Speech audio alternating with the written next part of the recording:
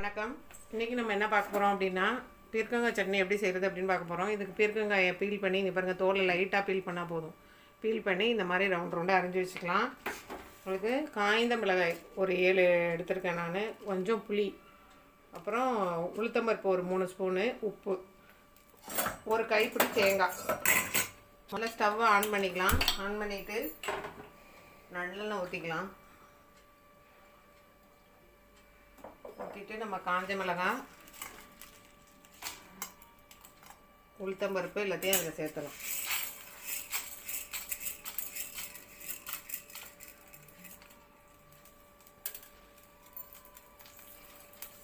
லைட்டாக வறுபட்டு வந்திருக்கப்ப நம்ம பெருங்காயம் சேர்த்துக்கலாம். அதுக்கு கொஞ்சம் பெருங்காயம்,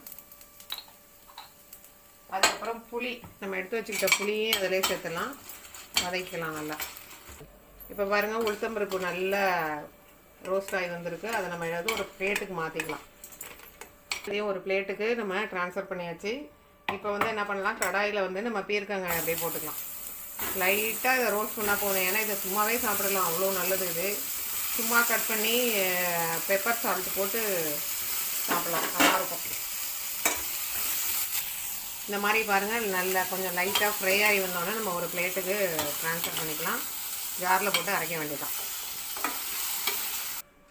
இப்போ ஜாரில் நம்ம எல்லாத்தையும் சேர்த்துக்கலாங்க. இந்த நம்ம வறுத்து வச்சுருக்க எல்லாத்தையும் சேர்த்துக்கலாம். உளுத்தம்பருப்பு, மிளகாய், புளி, பெருங்காயம் எல்லாத்தையும் சேர்த்துக்கலாம்.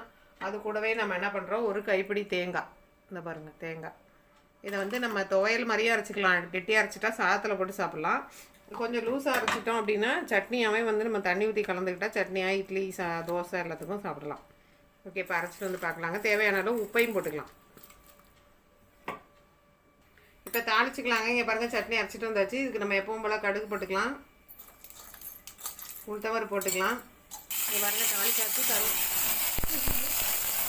இங்கே பாருங்கள், இந்த சட்னி சூப்பராக இருக்கும். சாதத்துக்கும் போட்டு சாப்பிட்லாம், இட்லி, தோசை, டிஃபன் ஐட்டம் எதுக்கு வேணால் வச்சு சாப்பிட்லாம். நீங்கள் எல்லோரும் இந்த ரெசிபியை ட்ரை பண்ணி பார்த்துட்டு எப்படி இருக்குன்னு சொல்லுங்கள். என்னுடைய ரெசிபி பிடிச்சிருந்தால் லைக் பண்ணுங்கள், ஷேர் பண்ணுங்கள், சப்ஸ்கிரைப் பண்ணுங்கள். இன்னொரு ரெசிபியோடு உங்களை சந்திக்கிறேன். வீட்டில் சமைச்சு எல்லோரும் ஆரோக்கியமாக வாழ்வோம். உணவே மருந்து. நன்றி, வணக்கம்.